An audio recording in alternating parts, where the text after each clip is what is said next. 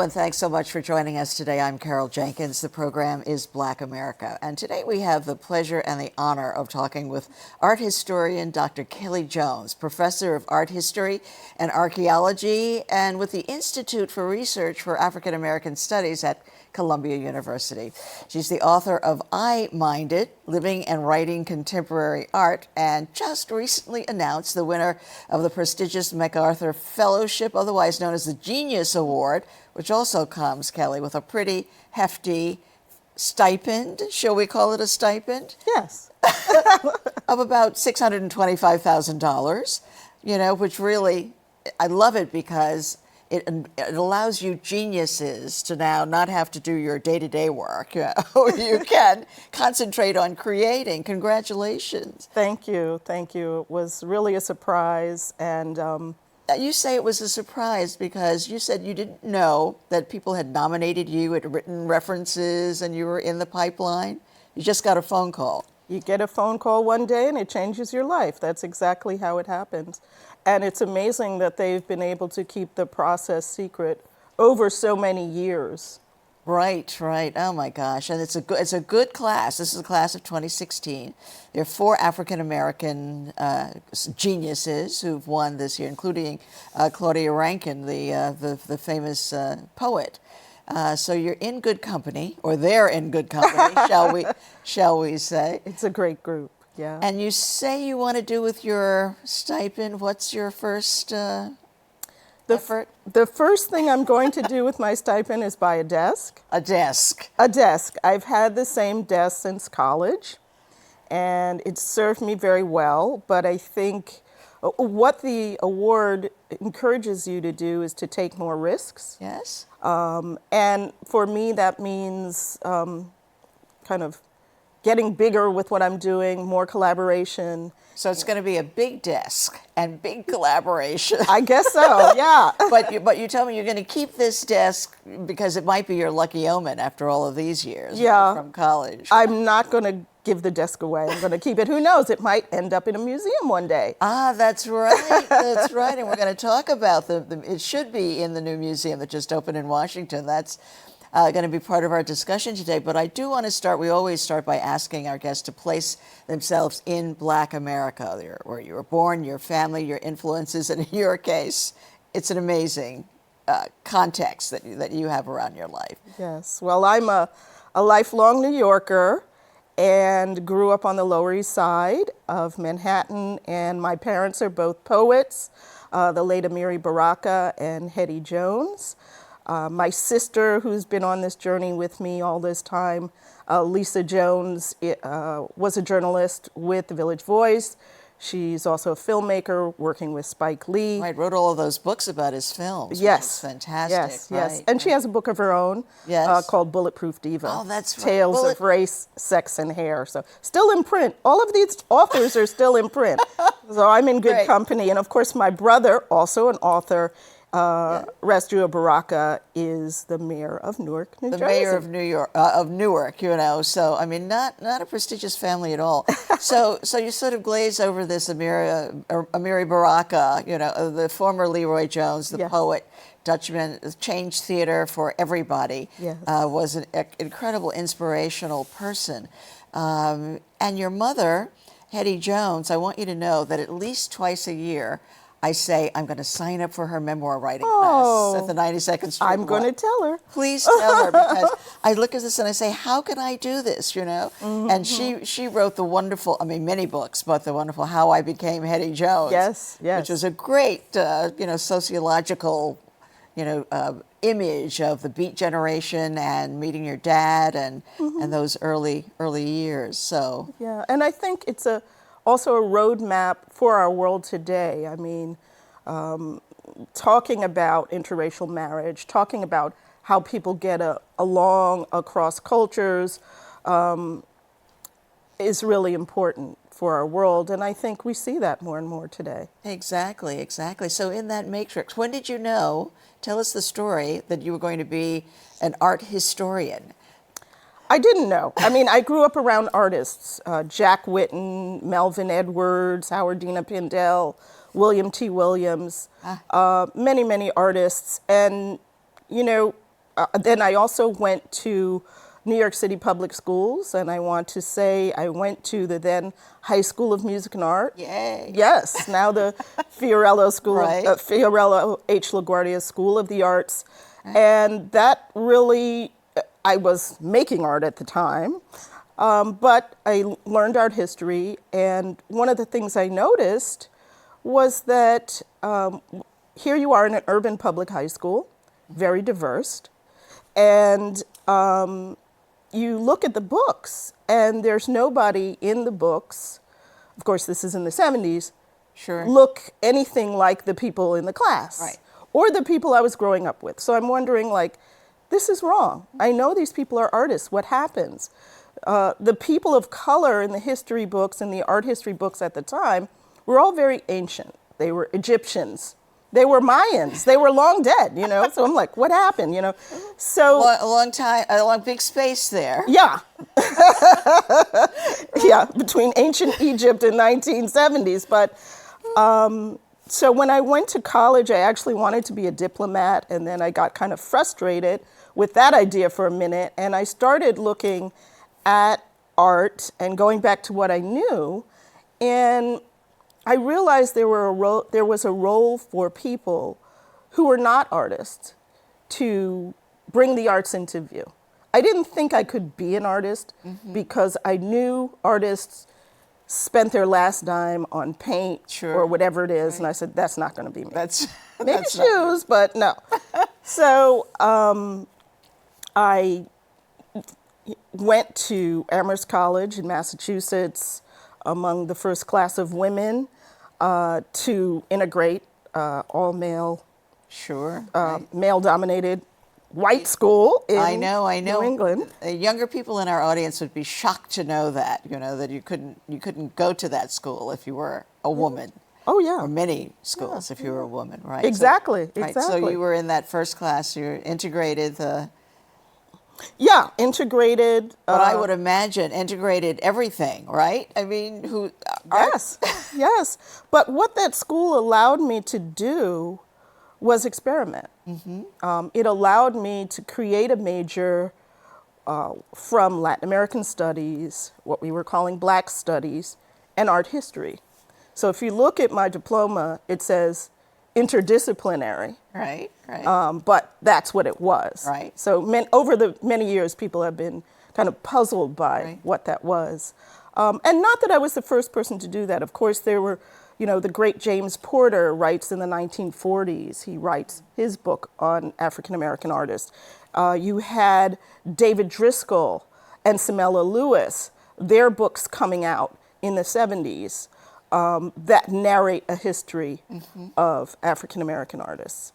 So there were these things there, and I was able to craft, you know, a major, craft my own area of study. Of course, Latin American studies was much more, you know, a canonical study, but again, the study of art, particularly on the East Coast. You could go to California and study Latin American artists, Right. which I ended up doing. But on the East Coast, it was still pretty rare. So the one thing that I love, of the many things that I love about your approach to all of this, is that you said it's one thing to have the art, but the art has to be exhibited. There has to be a public viewing of what's been created. Absolutely. I mean, you know, museums are an important public institution, like libraries, you know, like schools. And to have the diverse histories of this country on view, I think is key for us to be a country.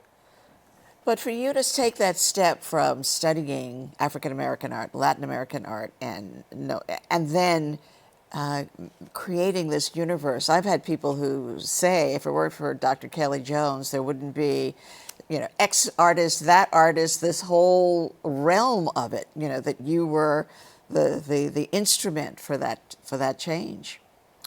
Well, I also had some great mentors.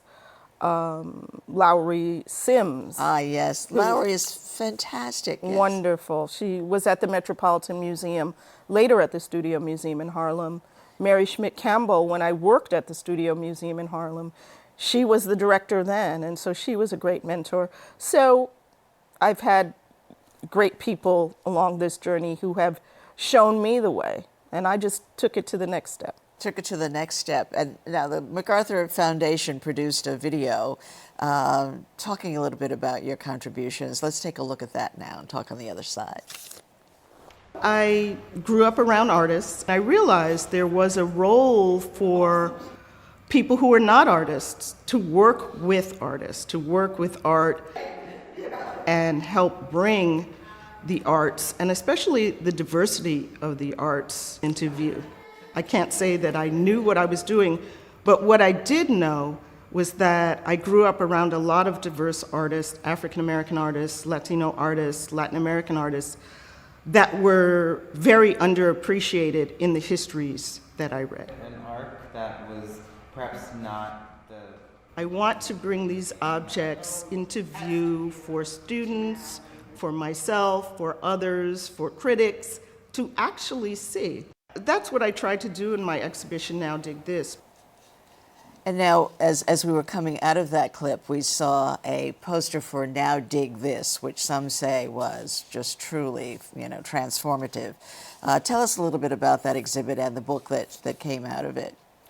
Well, the exhibit happened in 2011 in Los Angeles at the Hammer Museum at UCLA.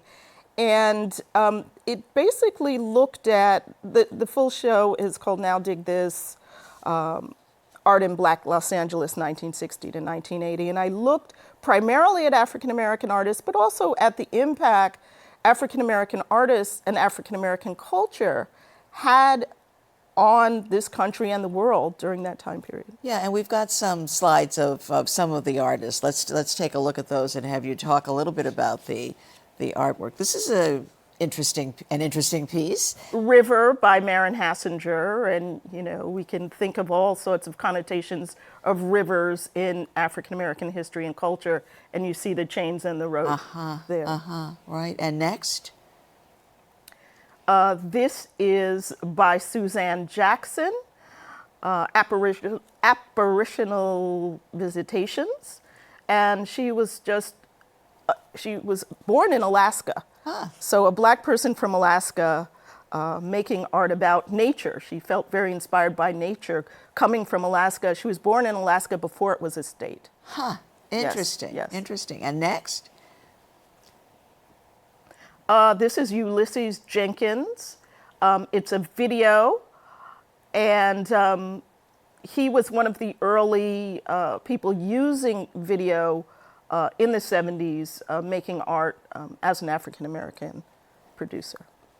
And so what happened was that a lot of these artists who had sort of been invisible had missed that collective admiration. Once you did this, people said, "What? Oh my God, who are they? I want to collect their works." Yes, well, that's what happens with exhibitions. You bring it into public view in a museum. People go and see it. As with so many of my shows over the last 10 years, there's lines around the block at the opening. I'm not even going to be surprised about that anymore. And a rock star curator. Listen, because I was reading, when you did the Basquiat exhibit at the Brooklyn Museum, the number of people that showed up in the last weekend alone, 40,000 people. yes. And then when you did Witness, and we're going to take a look at some pictures from that, 75,000 people showed up. Yes. The question that people would have is where, how, what are they coming for? Not knowing really what it is.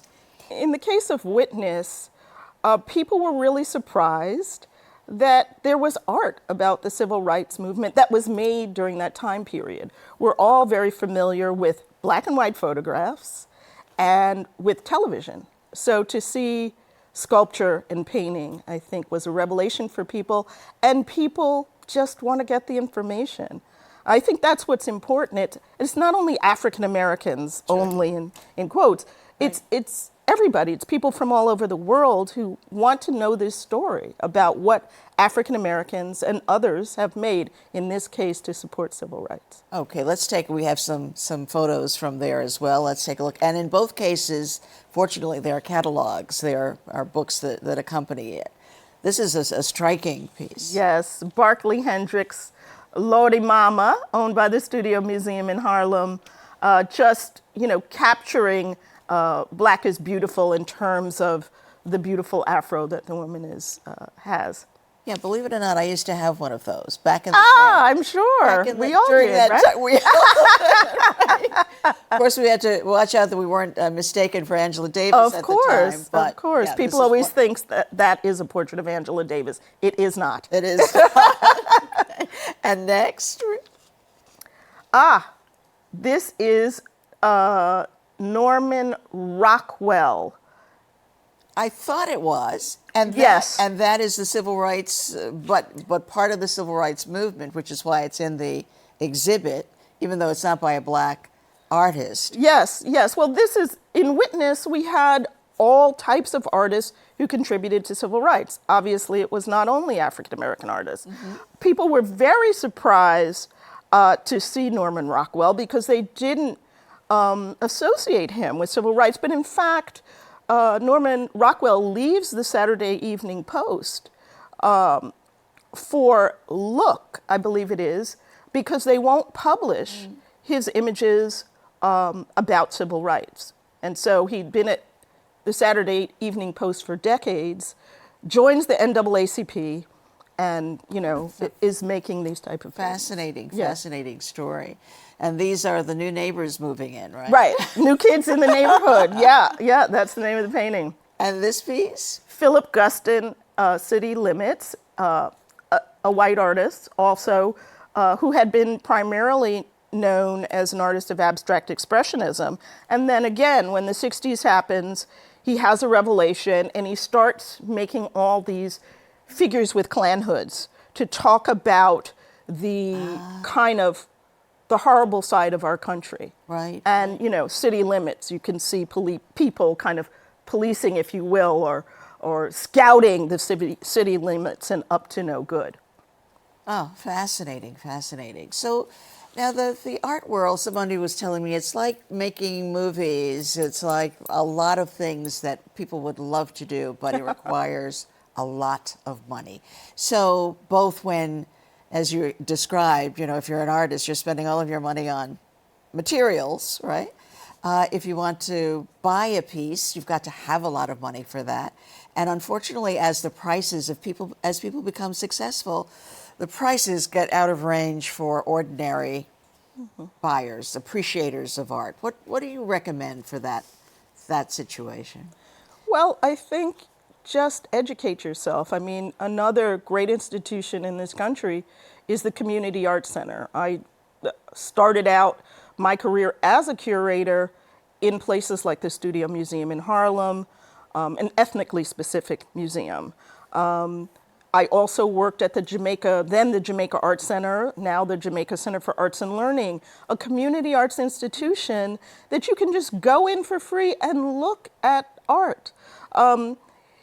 A lot of times there's so many opportunities to just buy something by an artist. If you have $15 to go to the movies, save a few of those up and you can buy a work by a young artist. I think the main factor stopping that is that people don't trust their instinct about art. But I always tell people, buy what you love and live with it. And I also tell my students, I'm grateful when we have artists who also take the class because I say, this is your cohort. Watch these artists. When I first started in the 80s at Studio Museum in Harlem, I was working with Lorna Simpson. I was working with Glenn Ligon, right? These are the people who I grew up with as a curator showing their work. So that can happen for anybody. And we have a picture of the great Lorna. The great Lorna. Talk to us a little bit about her because, again, this whole idea, you're a successful woman in this field, Lorna, as an artist. Talk a little bit about her. Well, Lorna's work, I think, because, as I've said, we kind of grew up together in the art world. I always get it, maybe also because she's a New Yorker from Brooklyn. We're about the same age. I just love her humor that I see in her work. She's always surprising us. She first starts out being known primarily as a photographer, a conceptual photographer, using language and photographs together, not always in concert. And now she's making kind of photo-inspired paintings. They're large, some of them are small. Of course, she makes videos. She's always surprising us, and she is just a wonderful artist and a human being. I know. I met her recently. I hadn't met her before, and I was like the usual groupie. Lorna Simpson! I love your work. I love your work. Yes. So talk to us about women succeeding in the art world. I was saying that Elizabeth Sackler is a friend of mine and created this wonderful feminist art center at the Brooklyn Museum. Yes. In a position to do that because of her stature and family history in the museum industry. She can curate shows in her galleries and whatever, but that's not something that most of us can do. Well, I think there are a lot of women in the art world, and more they're directors. And we definitely have a presence. We definitely have a strong curatorial viewpoint. That's also been something that I've carried with me in my career. I was mentored by a lot of great women. Lowery Sims, Mary Schmidt Campbell, Kathy Hallbreich at the Walker Art Center, now at the Museum of Modern Art. All of these are strong women who are continuing to teach us something and pave the way. There's a new museum on the scene in Washington, D.C., the Smithsonian National Museum of African American History and Culture. Talk to us about the importance of that now being in existence for Black America. Oh, there's so many reasons that's important. It's important because it's the ultimate ethnically specific museum where there is a history of part of U.S. culture that is shined a light on in a very, very big way. It's important because it's been over 100 years in the making when Civil War soldiers said, we too, Black Civil War soldiers said, we were a part of this freedom. We were a part of the change in this country, and we want to be recognized. And then, of course, the great John Lewis not giving up to bring this into view. So it's just a fantastic achievement. And in terms of what it means for the visual arts? Throughout our history, as Mabel Wilson has written in her great book, Negro Building, history and culture have always been together. In the 1960s, we then have a crop of solely visual arts museums, like the Studio Museum in Harlem, that begin to come into view. But art and culture and history have always been important for us. I think for African Americans, people tend to know about African Americans through their cultural contributions and are less familiar with the history in some ways. Mm-hmm. So it's great to have all that together.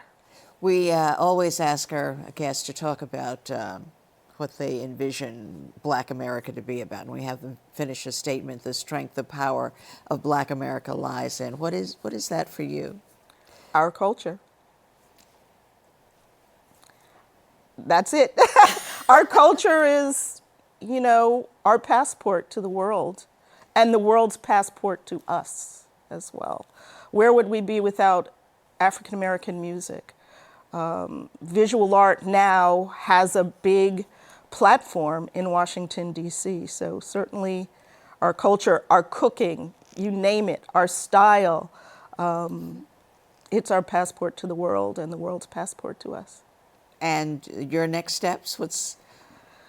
By my desk, yes. And start collaborating, take more risks. That's what the MacArthur Prize seems to suggest to me. I want to collaborate with younger people, curators like Rujeko Hockley at the Brooklyn Museum, Kalia Brooks, an independent curator, start doing projects with a younger generation, other people I haven't perhaps met, and Well, I think you're take it going to be into- getting some phone calls. They're going to be saying, Yes. Kellie, Kellie. And in this moment of sometimes turmoil, do you think the art is going to change some as you talk about collaborating with these younger curators and the Black Lives Matter movement, et cetera? Well, art has always been a part of change. I mean, we look at the Witness show, that's what that was about. Art and civil rights in the 60s, that's what the show was about. So art is always a part of change. I think you can look at somebody like Hank Willis Thomas and his work, which is involved on many levels through a number of platforms, whether it's digitally through computers, photographic imagery, collective work, with engaging in what is happening now and the struggles and the activism that we need, the things that we need to take this country and our world to the next step. I think artists have always been in the forefront of that, and they will continue to be. And Hank, of course, being a second generation, as we both know his mom, Deb Willis, who is a hero to all of us. She took a picture of me recently, and so I am now in a Deb Willis photograph. Oh, wow. I told her I treasure that, and Kellie, we treasure so much the contribution that you've made in the art world and in the discussion of all of the movements that have taken place in this country while you've been documenting it, in a sense, in the art world. And thank you so much. And good luck with your new desk.